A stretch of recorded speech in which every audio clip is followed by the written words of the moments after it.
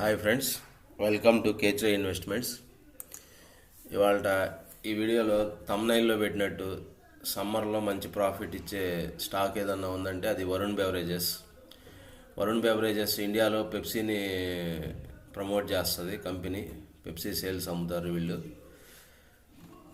Next అన్ని Mountain Dew, Pepsi కంపెనీకి సంబంధించిన అన్ని డ్రింక్స్ అమ్ముతారు. ఇంకా వాళ్ళ ప్రోడక్ట్స్ ఏమి ఉన్నాయో చూద్దాము. Slice, Mirinda, Tropicana, Aquafina water, Lipton, ice tea, ఇవన్నీ మనం రోజు చూసేయే. సమ్మర్లో జనరల్గానే టెంపరేచర్ పెరిగిద్ది కాబట్టి కూల్ డ్రింక్ సేల్స్ ఎక్కువ నడుస్తాయి. అవి ఒకసారి రిజల్ట్స్లో ఎలా ఉంటుందో చూద్దాం. క్వార్టర్లీ రిజల్ట్స్ చూడండి. ఈ సమ్మర్ అంతా అయిపోయిన తర్వాత జూన్లో వచ్చే రిజల్ట్స్లో ఆ ప్రాఫిట్స్ కనపడతాయి.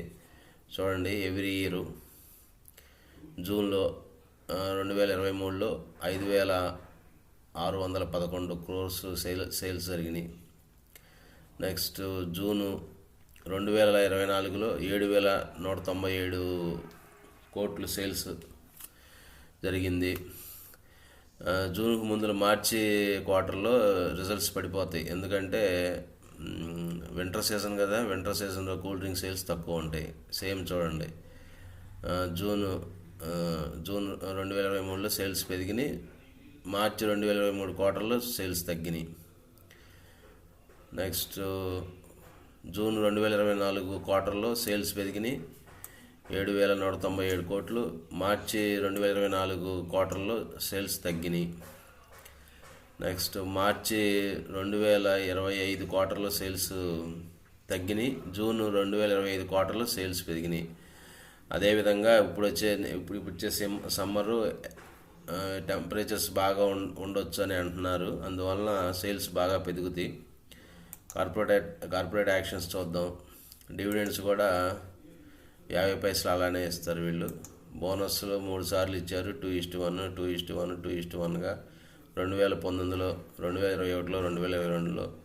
అంటే 2 షేర్లు. బెవరేజెస్, ఫుడ్ ప్రోడక్ట్స్ కూడా సేల్ చేస్తుంది పెప్సీ వాళ్ళవి. Lay's, Doritos, Cheetos, Kurkure, Simba, ఇవన్నీ మనం రోజు చూస్తూ ఉంటాము, తింటూ ఉంటాము.